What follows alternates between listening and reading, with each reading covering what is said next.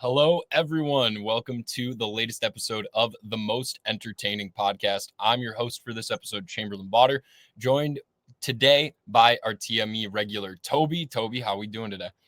Hey man, thanks for having me on the podcast today. I'm feeling good, ready to talk about some football. Heck yeah, we're going to get into the top five picks, our top five picks for the Ballon d'Or, or most likely candidates, as we get into it this year. And if you're wondering why we're discussing that, of course, on the 21st of this month will be the Ballon d'Or ceremony. Earlier on in August, the final 30-man shortlist got released for the Ballon d'Or Awards, of course, as well. But before we get into that, we're also launching this week our new short but important section of the podcast called The Most Entertaining Games of Each Game Week. There will be 1 to 3 games per week, and it'll most certainly not be limited to the top 5 leagues, as you'll see based on our first TME game of the week, playing a little bit of catch up here as we go back to August 9th with our first TME game of the week, but an absolute late thriller between Southampton and Wrexham in the championship. It was a crazy highlight pack to watch. We've got it linked for you in the comments, but Tobi, just what a game to start out with our TME game of the week. Absolutely. The championship, I'll be honest, isn't a league I watch often, but as we're trying to put in this new segment of the show, I definitely checked it out, and the Southampton Wrexham game was a big one to watch. I think the best way I can describe it was like unexpected. I won't even go into it because I definitely want to leave space for the fans to go check it out and enjoy. But amazing goals, amazing misses. I think it's great to see the story of Wrexham making it all the way to the championship and definitely enjoying, one of their first games in the championship. They play a really good game there, and it's good to check it out to see what Wrexham's all about. And obviously Southampton too, with the new coach Will still coming from France, he was able to um, do a good successful job in Ligue 1. Now he's back in the English game, and we're looking very excited, looking very good for him. So definitely go check out the TME game of the week, Southampton versus Wrexham. A big time substitution in that game to allow it to open up late on. And ultimately, as we get more and more into these TME games of the week, I think you'll realize it's impressive offensive chance driven football that we're going to be putting out to you in these presentations. It's not going to be the chaotic and clumsy excessively high scoring games. It's going to be the impressively lethal close games that we're giving you throughout this season as we get into that more. But without further ado, of course, as we said, the link for that will be in the description for that game for highlights. But without further ado, Tobi, let's get into the Ballon d'Or conversation. 30 guys get put on the list, right? This is probably the biggest year of the Ligue 1's favorite in the upper echelon of those counting. Of course, with PSG winning the Champions League this year, that kind of assists their numbers there a little bit. Before we get into fifth, I want to give my Manchester United shout out to Scott McTominay. But unfortunately, I don't think I could put the Napoli midfielder onto a top 5 list. The fact that he made the Ballon d'Or final 30, though, very cool. But without further ado, at number 5, Tobi, we'll start with you. Who do you got for your 5th in the list of Ballon d'Or most likelies?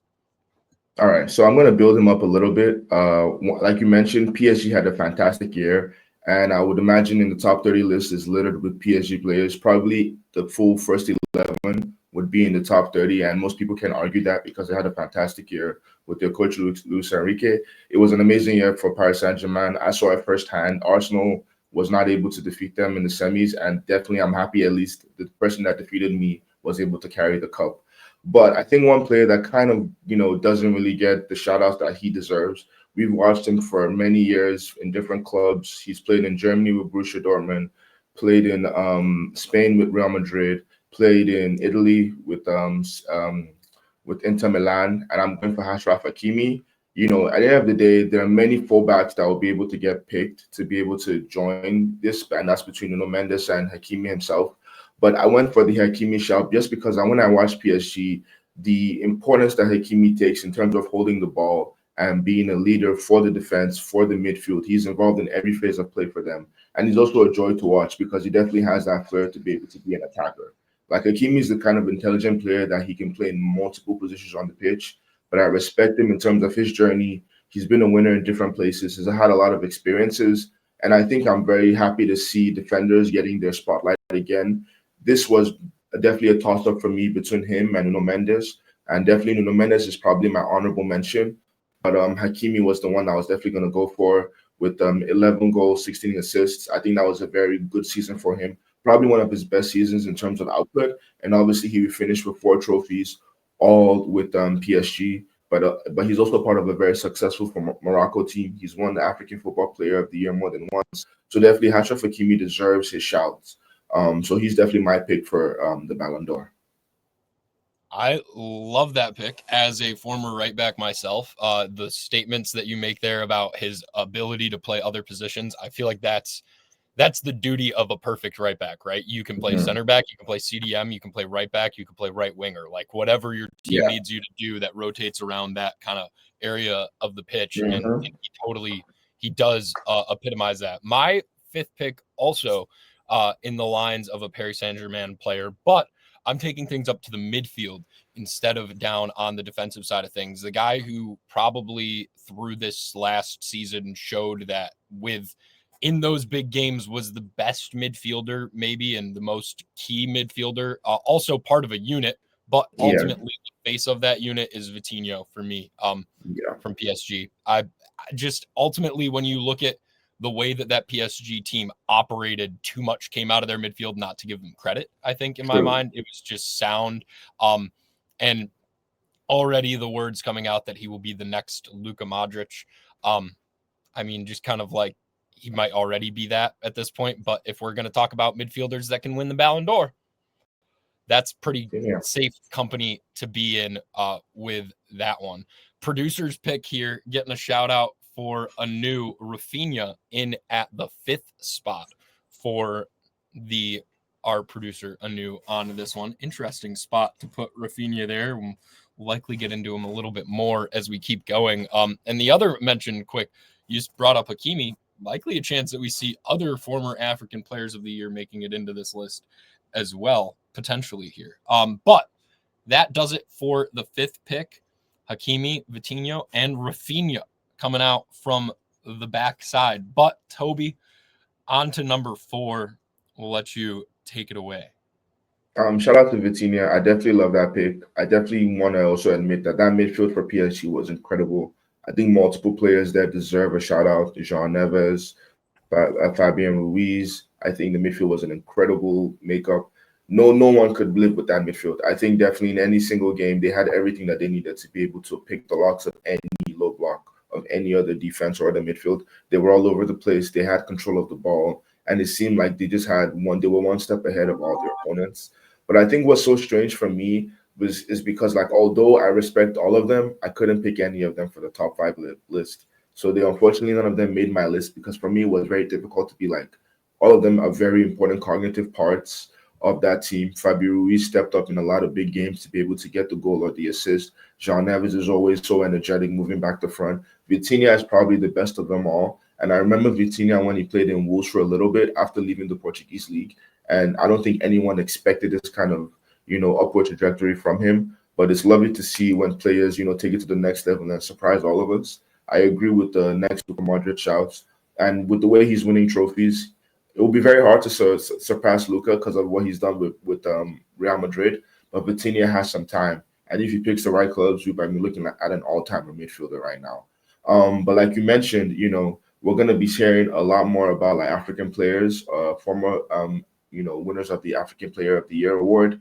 And my number pick is going to be Mohamed Salah. I know a couple of Liverpool fans will be upset with me because they feel like it's a little low and he deserves bigger accolades. And I do agree. I think the things that Mohamed Salah has done over his career has been fantastic. The longevity, the abilities to perform at the elite level consistently across competitions. He's not a player that gives excuses. He steps up. He's good in the media. I think overall as a football player, Mo Salah has had a fantastic career in terms of, going to Chelsea and Basel, not being able to be fantastic, then ending up at Liverpool and honestly becoming a legend, maybe the biggest player ever. Some might disagree, but I think he's already the biggest player ever for Liverpool. But yeah, Mo Salah had a fantastic year in the Premier League this past season. He won the Premier League trophy. He is the Premier League champion. He did finish all season with 34 goals and 23 assists. So that's 57 goals and assists in one season. So I don't know what his number is right now, but obviously Mo Salah is one of them players that are going to surpass 500 goals and assists over their career. An absolute legend of the game. And I don't know if you had the opportunity to win a Ballon d'Or, because the past season wasn't his best season ever. But he comes fourth in my list, and he really deserves the shout. It's one of the best we've ever seen. Yeah, we'll get into him even more. I'll pitch my case for him a little bit more later. And I mean, some people might be sitting there going, "Really, the Manchester United fan is going to pitch his case for Mohamed Salah?" Right? Yes, he might. We'll get to it in a minute. I like the pick, but I completely hear what you're saying though, in that sense of like this isn't the most solid season. If he's going to pick one of his seasons to go for the Ballon d'Or, like this isn't the one. But at the same time, I like to think about the recency bias of other leagues when things happen. In the NFL this year, it was the year of, it might not have been the best year for the guy who won the MVP award, but it was about time that he won it. Yeah. And I'm not saying that that's the situation we could see ourselves in, but I think there's always the possibility that votes get swayed a certain way because of a guy that hasn't gotten it before.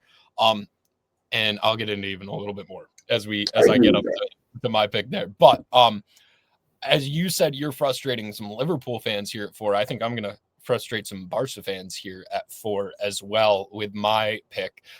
This is probably my most controversial take of the board, but as I looked at point output and impact as a key player on the team, I ultimately put Lamine Yamal at 4. Now, I understand the eye test that he passes that is far surpassing any other player in the league. What I cannot get over, though, ultimately for putting him at 4th is that everyone sitting here saying when he gets into his prime, he will be amazing. He had almost half the goal outputs that the 3 players I have above him had on a per game basis. Almost half. Now, I understand that when he has the ball on his feet, he is a literal firecracker that can do just about anything, and he plays with it's not even an intensity. It's like this excitement, I want to say. It's just, I mean, the way that he plays, it's almost like asymmetrically rapid. It sounds really weird as a statement, but like, that like when one side is going faster than the other is and it carries it, it's like he's this faster cog in a wheel of a bunch of guys that are moving a little bit slower, and it just makes everything else go. He passes the eye test, don't get me wrong at all. I see that. I just can't validate this season from him being the one to put him on the pedestal of Ballon d'Or. Also, I think domestic cup success is irrelevant to the Ballon d'Or race completely. This might be a controversial take, but I'm sorry. Salah having no impact in the Carabao Cup should not impact his Ballon d'Or race chances. In the same sense, I don't think that Barca winning a domestic treble is anywhere near as impressive as coming out with any of the other trophies. I hear you, Anu, but I just don't. I'm sorry, but it's hard enough for me to see winning a La Liga title as the thing that is enough to put you there, right? But then we're going to call that domestic cup win in. Yeah, Toby, go for it. Yeah, honestly, I just wanted to talk a little bit about the domestic cup thing. I think that's very interesting because I think, like our producer said, controversial AF. But like one thing, I'm thinking about Ronaldo and Messi. And you know how people say Messi is Iberman, in the sense that like against the small team, that's what he's gonna like destroy all of them, pick up all the little goals and assists to be able to extend his tally. But hey, that's the mark of those players that we know as the Ballon d'Or players, the ones that took even the small competition seriously. So I do agree in the sense that like, okay, maybe I looked at Mo Salah a little bit negatively and put him in 4th just because he had the one trophy. But at the same time, when you consider Mo Salah the player, he's a greater enigma when you explain him in comparison to someone like Lamine Yamal, who is just starting out. So I kind of understand that kind of vibe. Like, hey, why should we be bigging up Lamine Yamal, who has smaller output, just because he won, the domestic cups that Barcelona were probably gonna win anyways. They already had like a 75% chance to win them anyways. So like, I see what you're saying. Because like the weighted average compared, yeah, that should be taken into account. It's very complex. It's very complex. But I guess that's something at least, hopefully it's a lot of people voting for the Ballon d'Or, journalists, players, captains. I don't know. I don't know. You make a good point there. And I think that some people might consider that an old fashioned way of thinking, but I consider that a lot of people would think that way too. So yeah, it makes sense. I'm not necessarily on that same vibe, but I get it. Yeah, it just comes down to, for me, like that aspect of what you just said. Like Barca has that 75% chance that they're going to take that already as they go into it, right? And I mean, Yeah. I also, though, like, I like streamlining these things as much as possible, and I understand that in the world of sports there isn't any real streamlining when it comes down to an award like this. Like, you should be taking every single aspect into account. What I've Yeah. also found over years of covering players and comparing players is that the less things as you can pull out controllables to compare and break it down more and more, that is where you can find those crazy differences. And so, I Hmm. mean, just we won't harp on it too much, and we'll slide to 3 in a second here. But as we get Mbappe onto the list, well, you're telling me I have controversial takes and you just give That's super Mbappe a spot controversial. on the list? That's crazy, Anu. But but no, so Mbappe makes the list, of course, 46 goals. The most goals by anybody that we're going to be talking about on this list here. But I broke down games as league games and Champions League games. Those Hmm. are the only appearances and stats that when I was doing my streamlined breakdown of point output, that I counted. Hmm. Yamal is at 0.63 points per game. That's goal contributions, 30 in 48 games. Hmm. For reference, Rafinha is at 0.96 Mm. at Mm. 48 in 50. Mm. So it's a different, it's a whole third better in that scaling sense. I love breaking things down into an around one fraction. I just think that's the easiest way to break down any statistical numbers and rank things. I Um, like that. and Mo Salah had 1.15 Wow. goal contributions through his league play and Champions League play. Now, given Champions League play wasn't that long for him, he still had, I'm pretty sure it was 4 goals and 3 assists in Yeah. the Champions League games that he played. But yeah, that Lamine Yamal is my pick for fourth. I think he's got plenty of years to be in the top 5. Let's take a look at who in my head are the top 3 before we go there. But before we get to my third, Tobi, you take it away with the lead here. So a lot of the arguments that you made, just recently now, in terms of like, output in the domestic league as well as the Champions League, I do really back those a lot of the times. And I was thinking because as the fans will tell and the supporters will tell, our lists are not necessarily going to align. They might have, the same players, but where we place them will be down to like our final decision or the logic that we choose to be able to make our choice, right? And I realize now that like a lot of the times with the Ballon d'Or, because I've always had this pain because Henry never won the Ballon d'Or, and I think a bit part of that when I felt like he had seasons where he could have for Arsenal.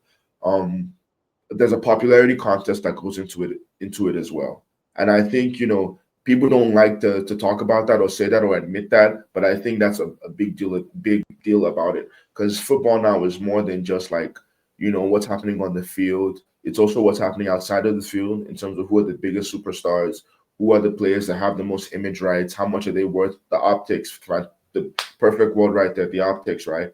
And who is carrying that crowd in terms of like where positive mass appeal is going. People are gonna go that way too. And I think that's what's gonna affect my number 2 and 3. Because like I said, I agree with a lot of things that you said about Rafinha. But I have Rafinha as my third pick for the Ballon d'Or. I do definitely, in terms of players that made the most alpha for Barcelona, it's definitely going to be Rafinha. I think he had a stellar season. When we watched him in the Premier League at Leeds, I knew he was an amazing flair player. I personally didn't see him be this player for Barcelona, and that's one thing that I really appreciate for him is like the confidence that he came with from Leeds to Barcelona. That's a big step up, and to be able to grab that shirt and be like, listen, I'm not going to be a rotation player. I'm going to be the starting winger. I'm pretty sure he captains the side sometimes. That speaks to the level of like responsibility that he wants, and he executed fantastic. In terms of the person that, in my opinion, ensured that Barcelona won, the league as well as the domestic cups, I feel like that was Rafinha. I feel like he was the number one player that if they did not have him, I question if they would have done these things. Although Lamine Yamal is fantastic, and we'll see why I have him on this list very soon. It's kind of weird the logic that goes into it because I'm about to say that I feel like Barcelona needed Rafinha more than Yamal to be able to do what they've done this season. But we'll see how my picks ends up going with the Ballon d'Or. But yeah, I have Rafinha as third. I have him with 59 goal involvement over the course of the league with 3 domestic trophies. They won everything in Spain. They're truly the kings of Spain. And, he definitely deserves to be higher up, but I have him as number 3. They definitely are the kings of Spain. You nailed that one right there, Toby. I also have Rafinha 3, actually, interestingly enough, in my list breakdown. I mean, I think you really summed it up well, and it concerns me for you as to how you're going to pitch me that that Yamal would be ahead of him. But I mean, you hit the nail right on the head. He is at this point the spearhead of Barca. Like that was what he was for them last year. He was the tip of the spear, or the arrowhead, whatever you want to say. Yeah. Yamal was the fletchings of the arrow. Yeah. He was the feathers coming off the back, keeping it going straight, but it was pierced by Rafinha. And so at the end of the day, I think for me, looking at that, some people's logic, it's very interesting. Some people's logic is he's older, so it's less impressive that he did it. My logic is he's in his prime. It makes sense that he's putting out these numbers. Let's give him his flowers. I feel like so many times, like if I look at the last 5 years or so of Ballon d'Or winners until last year, how often does it just feel like it's someone that they go, I mean, like he's right at the end of his prime, or he just passed his prime, and then he had the best season of his career. So ultimately, like Benzema, right? Modric seasons, Modric, right? yeah. But so like, I look at Rafinha and I'm just like, if we're not going to give this guy the award now, then like when exactly? So and also when we get to 2, I'll have a little bit more of that argument. But like, I just because it shouldn't hold him back that he's 26 because there's a 17-year-old on his team that also was a part of the arrow per se. Yeah. Right. Like it shouldn't hurt him in this position. Agreed. But yeah, that's because so you brought up, you said 58 goals, I believe was his contributions. 59 GA was what I found. With the domestic cup games also included. And internationals too. I think mine includes international as well. Okay. Yeah. Gotcha. Yeah. So I had just on my 50 games that I marked him down for, Harry Kane coming in from anew on the pick, 48 goals and 14 assists. All it took was getting out of Tottenham to win a trophy, but whatever you got to do, right? But I had him down for 50 games, 48 goal contributions, and that's just in league play and Champions League play. Just under a goal per game as a contribution is crazy. It is outrageous. And so Rafinha, from both of us here with our beautiful faces and a new picking out Kane out of the backdrops. Out of nowhere, right? Jeez Louise. Harry Kane can never escape him, even when you're an American who's trying to just watch some NFL videos. Then he's sitting there kicking field goals in the Dallas field house.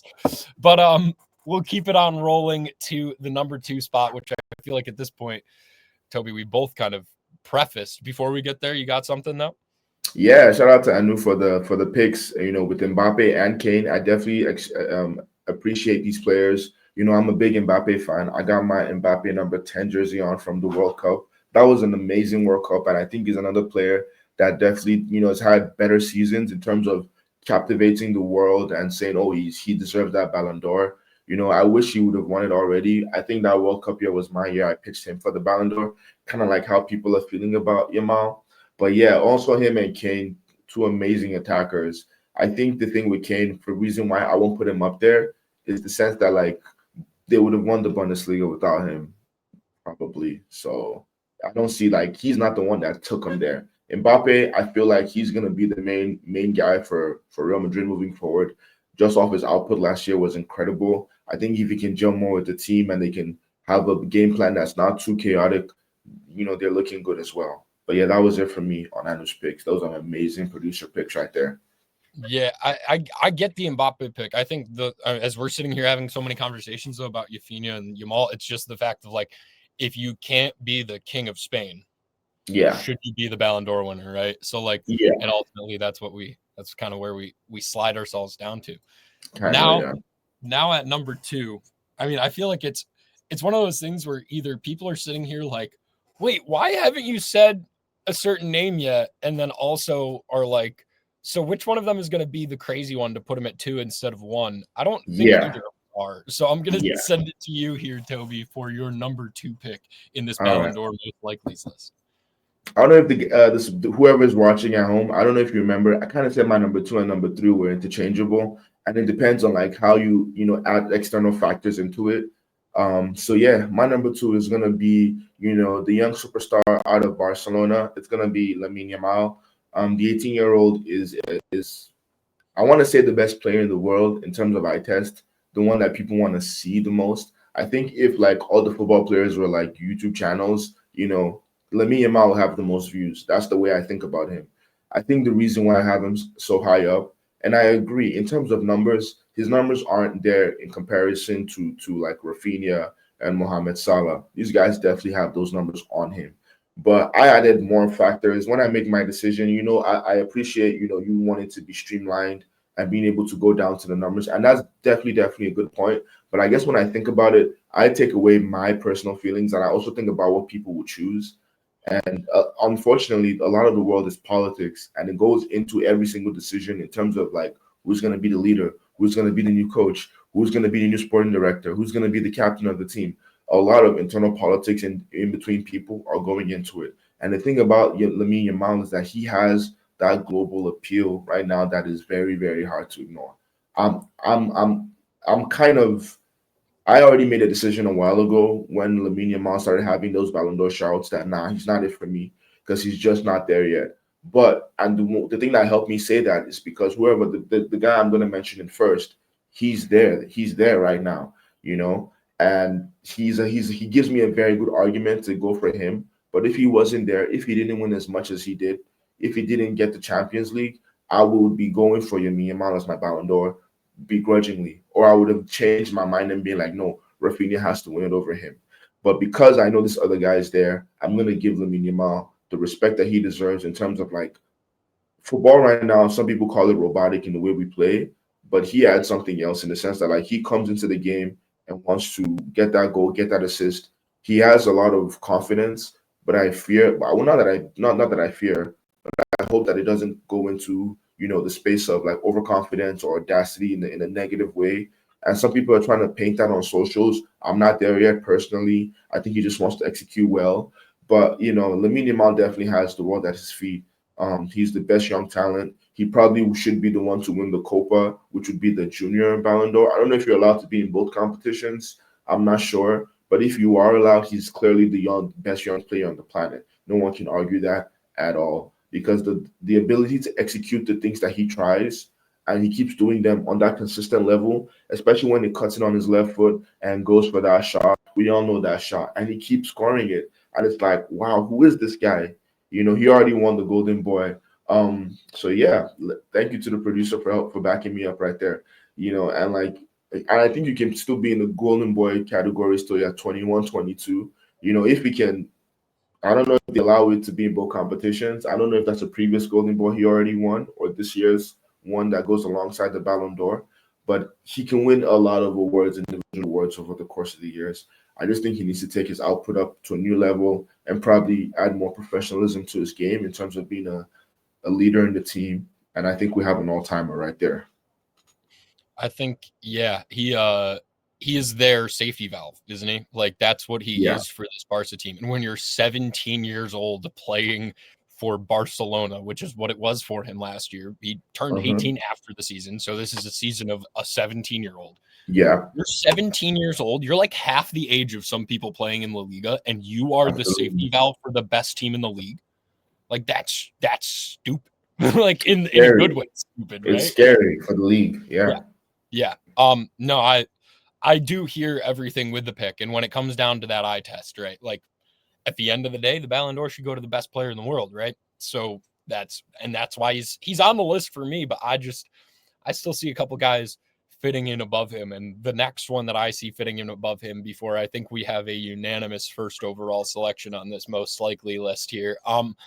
I have Mohamed Salah at number 2 on my list. Now let me get on the soapbox, which is something that I never thought I'd say about a Liverpool player. Hop on the soapbox real quick because the Buffalo Bills fan in me Mm-hmm. cannot stand for the slander of, oh, well, they made the Premier League season boring. Yeah, because he was that good. Okay. Just we are not criticizing a person for being good at the sport that they play because they made it boring. I'm sorry that them winning was boring, but it probably should be, right? It's like the New England Patriots always had this thing on their whiteboard. Julian Edelman wrote one day, Uh, winning is fun. Like yeah. it is, right? And that's the thing. Like the fact that there were people actively getting on a pedestal saying, "Oh, well, recency bias might hurt Mohamed Salah." Yeah, because he didn't have to do anything for the last month of the season because they were doing that well, right? Also, who else on this list in league play and Champions League play, despite the Champions League play being short, Mm-hmm. produced over a goal per game Nobody. between goals and assists? Also, I said this last week when we were talking about our Premier League wingers conversation, and I put Anthony Alenga in at my top spot. I value Ooh. assists very, very highly. Because at the end of the day, this is what I said to Anu last week. If you have 22 assists, which is what Salah has, how many assists do you have if every assist chance that you made was scored? Mm. How many shot opportunities, how many active goal creations did you create when you have 22 assists? Probably You double. probably have maybe triple. Yeah. Yeah. Honestly, the way he plays in that right wing spot, you might have 66 type of opportunities that create that, right? I personally just value assists very highly. But I think that goal output is stupid. And I think when we go back to this conversation that I started to have a little bit when talking about Rafinha's if not now, when, Yeah. it's the same argument on the flip side for Salah. He jumps right into the pool of the Modric and the Benzema of this isn't the Mohamed Salah season, Yeah. but he should have been the Ballon d'Or in this amount of time that has passed since he has been in his prime, and now would be the opportunity for that if it hadn't been for the dominant Champions League run and the dominance of play from the guy who I believe we both have in the number Yeah. one spot. But yeah, I think we've stressed as much as we could about Mo Salah there for that one. But yeah. And Yamal is the pick from Anu for that number 2 spot. Top assister with 26 assists, 21 goals in all competitions for 47 contributions there. But more on this number 2 spot, Toby.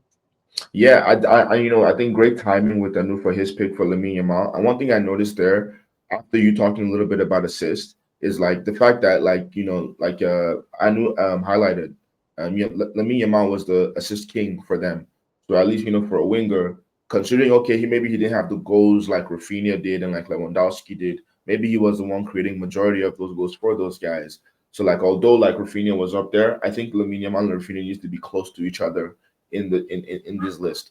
And adding on Salah, right? I was when you were talking about his assist capabilities and how much he's creating, and it brought me back to the memory of the recent game that Liverpool had with Newcastle, where he assisted the winning goal. I think there was a dummy, and I think Rio, the youngster, was able to take like a first time finesse and score that goal. That assist was incredible from Salah. Like I think it was a first time pass to Rio, who was in space, and like that just epitomizes like the level of play that he's at. I think Salah needs a lot of respect in terms of like the intelligence that he brings to the game because he is a very good physical specimen, but like he's not at the peak of his powers in terms of pace. So a lot of things have to go into account for him mentally to be able to execute at the level that he's executing.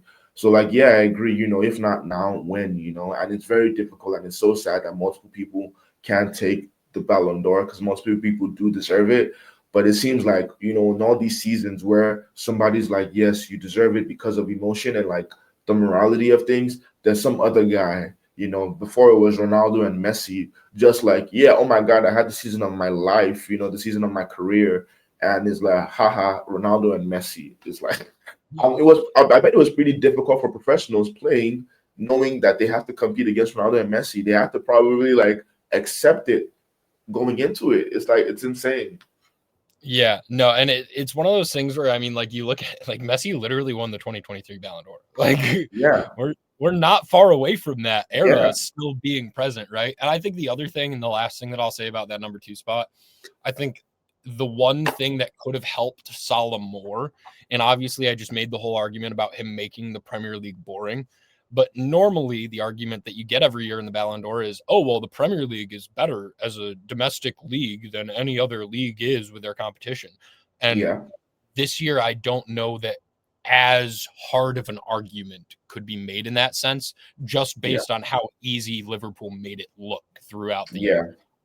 And I think that ultimately, while in my head it helps them a little bit, it also hinders Salah's chances there It for was a that. poor season from all the top sides. I think the thing is that people feel like Liverpool had they performed the best, but even then, it wasn't a top Liverpool side. So it felt like the season had like they took it down a notch, and they were Yep. just like the best. They were the best performers of all the bad performers. I don't know how to explain it, but yeah, he lacks the swagger to capture the public. Minority tax too low key. Yeah, if he was from a bigger nation, I think that goes into it as well. Yeah, honestly, I think that's part of it too. That's been a conversation for him for a long time, though, honestly, hasn't it? Like, even Yeah, when he came to Liverpool, that was the conversation. Is he going to generate enough buzz being from Egypt? Like, it just, yeah, because he's not being the only guy for his national team that, like, can carry them in certain situations. You're just like, oh, maybe he'll play when it's an African conference type thing, but not in the world tournament. Like, that's just not going to happen for his country.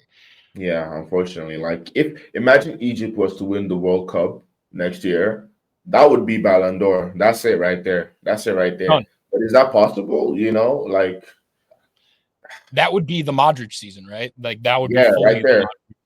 yeah, it Egypt would in be the the story arc. semis, Ballon d'Or from for Salah. Let's do that. If Egypt Yeah, makes it to the semis, Ballon d'Or for Salah I with the like it. good Liverpool season. Yeah. Yeah, yeah, I like it. Yeah. We keep it rolling to number 1, and I think the writing is on the wall, Toby. Take Yes, it away. sir. Especially, it's literally on the wall right there. And Yep, like I had to yep. put it up. He's not the number 10 for France, but he is the number 10 for PSG. And Ousmane Dembele is my Ballon d'Or. You know, I'm very surprised about Dembele because I felt like he was gonna hit it at Barcelona, but at the beginning was cool. Then it started to like die down slowly, and then he makes a switch to PSG, and I'm thinking, dang, going back home to France. You're not gonna go to a different league, maybe try the Premier League and like maybe take it from there. I was thinking, oh, you're going for the comfortable decision, but I guess sometimes going home is not that's exactly where you need to be able to take yourself to the new level, be able to figure yourself out, be back to your roots. Maybe that will help you connect to the player you were before you went to Barcelona. Before you went to Borussia Dortmund. The player I think he used to play for Rennes or not. I'm not sure. I can't remember too well, but it was a team that started with letter R, but I'm forgetting. I'm blanking. But Dembele used to play for them, and maybe he was trying to reconnect and get it started over. And yeah, I think it worked out. Even then, there was a point that it switched for him in the season with PSG. He was because I remember Arsenal beat PSG in the group stages of the Champions League. Dembele didn't play because there was an issue between him and the coach. And usually, when that happens, it goes left and the relationship sours. But shout out to Dembele for being able to be humble enough because players a lot of the days you hear about how they have this player power, players have the way they feel, and they want to be able to challenge the coach. You don't really hear about, people who are humble and able to say, you know what, you're the gaffer, I'm the player. I'm gonna do my best to join your plan. Because at the end of the day, it's the coach's plan, it's the manager's plan, and everybody has to be on board for them to execute. And we don't know what happened in the back end. But all I saw was there was a time that Dembele wasn't playing because he had issues with the coach, and he fixed up, and then he was a mainstay, and he started banging in goals and assists from the turn of the year. And because obviously he was already doing a decent season with PSG, because in the French league he's gonna get goals and assists, but it started happening week in, week out, multiple goals, multiple assists, and it was in big games all the time. He was popping up, all the time he was popping up, and I think what also supported it as well, like he finishes with 51 goals and assists across all competitions. Obviously, I'm including smaller cups as well as internationals, and the 4 trophies. But the dominance of PSG, you have to be able to say who was the best club team on the planet. Paris Saint-Germain. No one's going to argue that. All right. Who was the best player on the best team on the planet? Ousmane Dembele. And through that logic, it's going to have to be him for the Ballon d'Or. You love to see it. I'm excited to see what happens for him next. I don't know if he's going to switch. I would like to see him go to a different team and see if he can do something like this again. Because now that he's done this, he has the feeling of winning. He's won in different spaces, in different guises. So I would like to see him be in a more uncomfortable situation and win there. That would be like, oh my God, another Ballon d'Or. But like, I know that there'll be people who would feel like, Ousmane Dembele, the guy from 2 or 3 years ago that wasn't him, is suddenly now the Ballon d'Or. Some people will feel uncomfortable with that. And I kind of have that creeping in the back of my mind. But at the end of the day, it's about one season. Wonder Kid came good. You love to see it. Yeah, At least man. Dortmund. Yeah, one Wonder Kid finally made it. I remember the era of all the Gutses and stuff. Yo, Mario Götze was supposed to be him. Yeah, It's man. yeah, I love I'm in the same exact boat as you here, Toby, with Dembele, and I think you really the final argument of the Ballon d'Or is what you just said. Who is the best club team in the world? PSG. Who is the best player on that team? Ousmane Dembele. I just want to highlight a couple of things about his game with what you said there that make it even more impressive to me.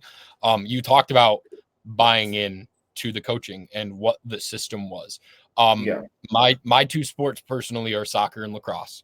And one thing that overlaps very, very heavily to a point where I don't even know which sport is the reason that I love seeing it in the other one.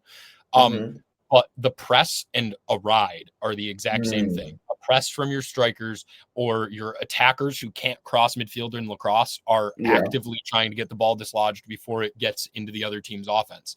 I think the best defense is forwards that can play defense. And preventing you to actually defend. The way that he hunted the ball in the final third of the field when the other team had it, Ousmane Dembele this year, was he looked like a man possessed. Like they're my favorite shots of Dembele from this season. And if someone's going to use a picture when they put congratulations to Dembele, it should be him hunched over like the hunchback of Notre Dame, looking at the goalie 6 feet away from him. Like, I want that ball. Like that, he looked like a man possessed throughout the season to get the ball back for his team and fight in that way.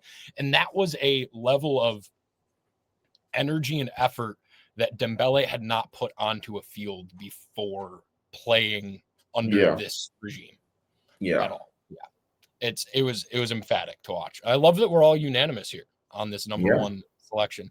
It's funny because, that 30 list gets put out, right? And at the beginning of the 30 list being put out, you kind of have this question of like, oh my gosh, who is going to win the Ballon d'Or? Does one season stick out?